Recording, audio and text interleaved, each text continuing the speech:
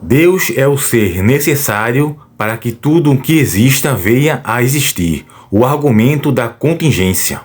Bom, no vídeo de hoje vamos falar do argumento da contingência, um argumento racional e óbvio para que os ateus possam refletir sobre essa questão. Então, sem mais delongas, vamos ao vídeo.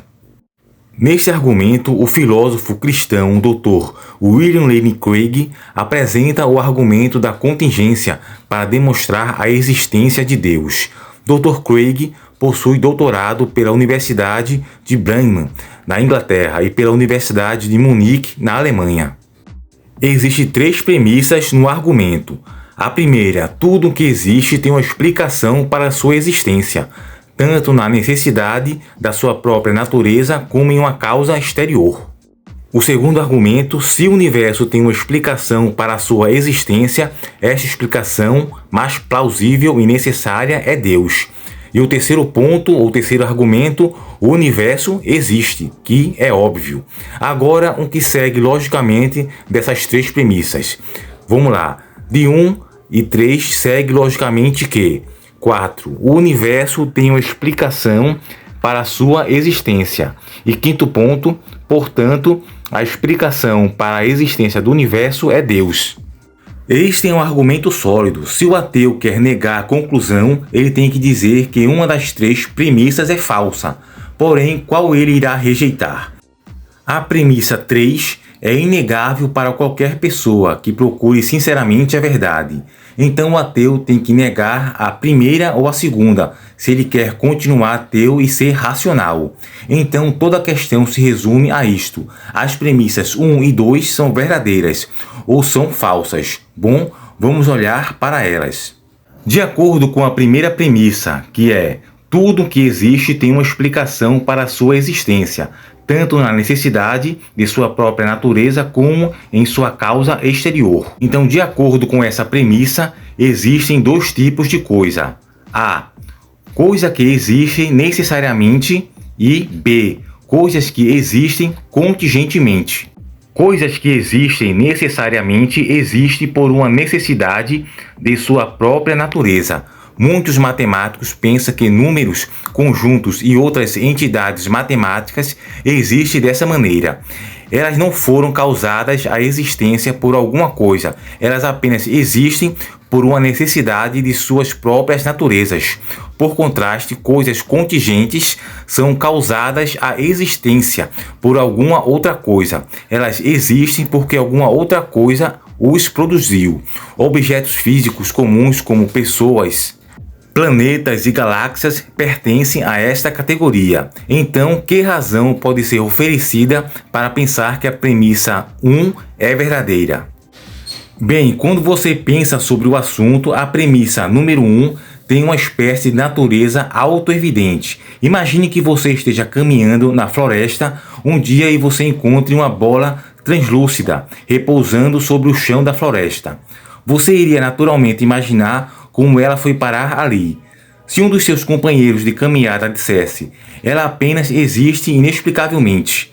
Não se preocupe sobre isso. Você iria pensar que ele está louco ou iria imaginar que ele apenas queria que você continuasse andando. Ninguém em sã consciência iria levar a sério a sugestão de que a bola está ali literalmente sem nenhuma explicação. Agora suponha que você aumente o tamanho da bola nesta história, até que se torne do tamanho de um carro. Isto não faria nada para satisfazer ou remover a demanda para uma explicação. Suponha que ela fosse do tamanho de uma casa. Mesmo problema. Suponha que ela seja do tamanho de um continente ou de um planeta. O mesmo problema permanece. Suponha então que ela seja do tamanho do universo inteiro. O problema permanece. Simplesmente aumenta o tamanho da bola, não irá fazer nada para mudar a necessidade de uma explicação, porque ela está ali. A premissa número 1 é aquela que o ateu tipicamente rejeita. Alguns ateus irão responder à premissa número 1 dizendo que ela é verdadeira sobre tudo dentro do universo, mas não sobre o universo em si mesmo. Mas esta resposta comete um que tem sido chamado apropriadamente de falácia do táxi, como o filósofo do século XIX Arthur Schopenhauer satirizou, ou seja, a premissa número 1 não pode ser abandonada como um veículo de aluguel, assim como você chegou a seu destino. Seria arbitrário para o ateu dizer que o universo é exceção à regra. A ilustração da bola na floresta mostra que apenas aumentar o tamanho do objeto a ser explicado até que se torne do tamanho do universo inteiro não faz nada para remover a necessidade de uma explicação para a sua existência. Note também como a resposta desse ateu não é científica, pois a moderna cosmologia é devotada a buscar para uma explicação sobre a existência do universo. A atitude do ateu iria mutilar a ciência. Alguns ateus, por exemplo, tentaram justificar transformando o universo em uma exceção para a premissa número 1, ao dizer que é impossível para o universo ter uma explicação para a sua existência. Pois a explicação do universo deveria ser um estado de coisas em que o universo ainda não existia. Mas isso seria nada e nada não pode ser explicação alguma de alguma coisa. Então o universo deve existir inexplicavelmente. Esta linha de pensamento é obviamente falaciosa, pois ela assume que o universo é tudo o que existe. Então, se não houve universo, não haveria nada. Em outras palavras, a objeção assume que o ateísmo é verdadeiro. O ateu então está cometendo petição de princípio, argumentando em círculos. Eu concordo que a explicação para o universo deve ser um estado de coisas em que o universo não existia. Porém, eu afirmo que este estado de coisas é Deus e sua vontade, não o nada. Isso, no caso, é apenas uma questão fundamental de lógica. Então parece para mim que a premissa primeira é plausível, mais verdadeira do que falsa. Que é tudo o que precisamos para um bom argumento, enquanto a premissa número 2. Ela diz, se o universo tem uma explicação para a sua existência, esta explicação é Deus. Então, para você, ela é mais plausível, verdadeira do que falsa? Que é mais estranho para o ateu neste ponto é que a premissa número 2 é logicamente equivalente à resposta ateísta típica para o argumento da contingência. Duas asserções são logicamente equivalentes se é impossível para uma ser verdadeira e a outra ser falsa. Elas sobrevivem ou sucumbem juntas. Então, o que o ateu quase sempre diz em resposta ao argumento da contingência? O ateu tipicamente afirma o seguinte, ele diz: se o ateísmo é verdadeiro, então o universo não tem explicação para a sua existência. Isto é precisamente o que o ateu disse em resposta à premissa 1. O universo existe inexplicavelmente, mas isto é logicamente equivalente a dizer: se o universo tem uma explicação para a sua existência, então o ateísmo não é verdadeiro. Então você não pode afirmar nem A e negar B. Pois se o ateísmo é verdadeiro, então o universo não tem explicação para a sua existência. Logo, se o universo tem uma explicação para a sua existência, então o ateísmo não é verdadeiro. Porém, a opção B, que diz se o universo tem uma explicação para a sua existência, então o ateísmo não é verdadeiro. Essa objeção é virtualmente sinônimo da premissa número 2, que diz se o universo tem uma explicação para a sua existência, essa explicação é Deus. Então, ao dizer em resposta para a premissa número 1, que dado o ateísmo o universo não tem explicação, o ateu está explicitamente admitindo a premissa número 2, que se o universo tem uma explicação, então Deus existe. Além disso, a premissa 2 é muito plausível por si própria, pois pense no que o universo é: toda a realidade espaço-temporal, incluindo toda a matéria e energia. Segue que se o universo tem uma causa para a sua existência, esta causa não deve ser física e material além do espaço e do tempo. Agora, há apenas duas espécies de coisas que podem adequar-se a esta descrição, tanto um objeto abstrato como um número ou uma mente sem corpo. Porém, objetos abstratos não podem causar nada. Isso é parte do que significa ser abstrato.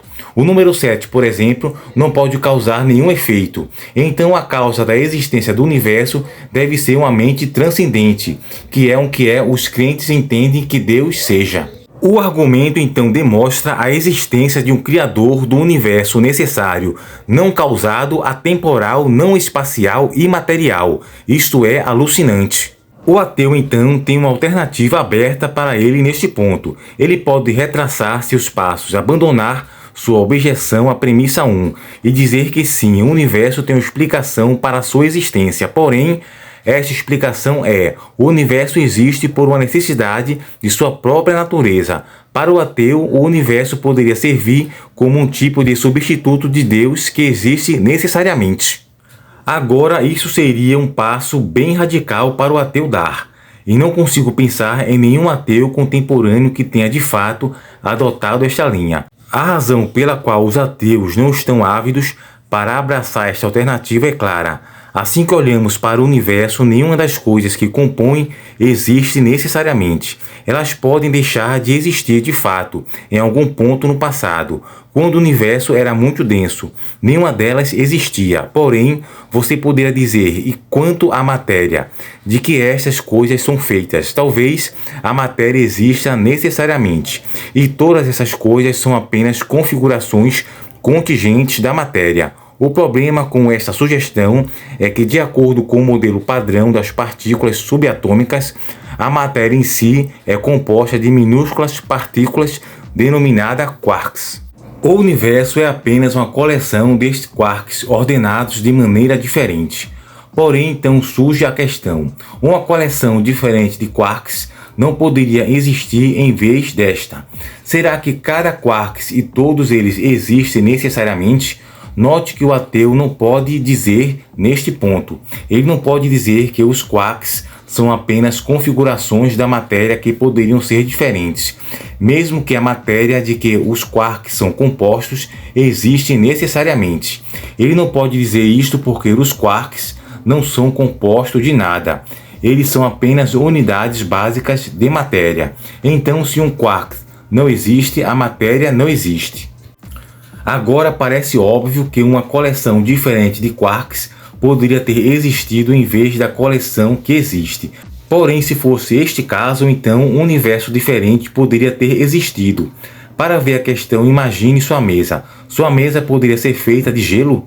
Note que não estou perguntando se você poderia ter uma mesa de gelo no lugar da sua mesa de madeira, que teria o mesmo tamanho e estrutura. Em vez disso, estou perguntando se sua própria mesa, aquela feita de madeira, se esta mesa poderia ser feita de gelo. A resposta é obviamente não. A mesa de gelo seria uma mesa diferente, não a mesma mesa.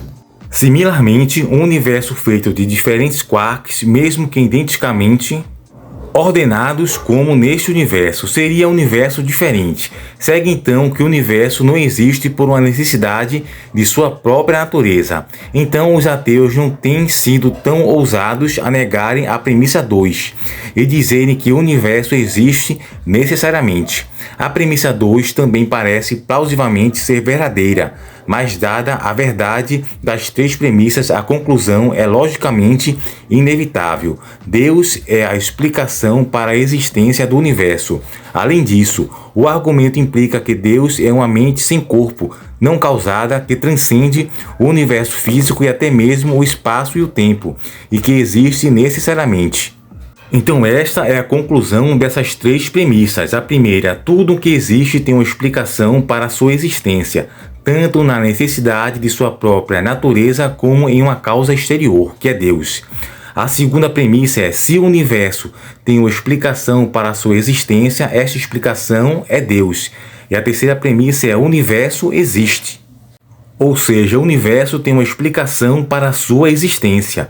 Portanto, a explicação para a existência do universo é Deus, o Criador. Então este é o argumento da contingência, do ser necessário das coisas contingentes, tempo, espaço, matéria e energia. Então chegamos ao final do vídeo. Você pode observar que existe tanto o argumento da contingência, o argumento cosmológico, o argumento teleológico, o argumento da lei moral, o argumento das evidências da ressurreição de Jesus e também o das profecias cumpridas à risca. Todos esses argumentos estão a favor do teísmo, de que Deus existe fora do universo, que há um Criador que criou tempo, espaço, matéria e energia.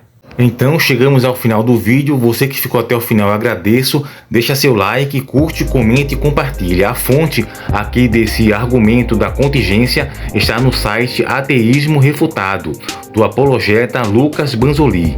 Vou deixar aqui o site na descrição do vídeo, certo? E você que é novo aqui no canal, seja muito bem-vindo. Se inscreve aqui no nosso canal para você se manter. Assiste também os outros vídeos que produzimos aqui no canal. Temos vários e diversos assuntos sobre apologética, salvação, justificação, sobre pecado, usos e costumes, dentre outros, certo? Então agradeço a você por ficar até o final. Então que Deus lhe abençoe grandemente e até o próximo vídeo.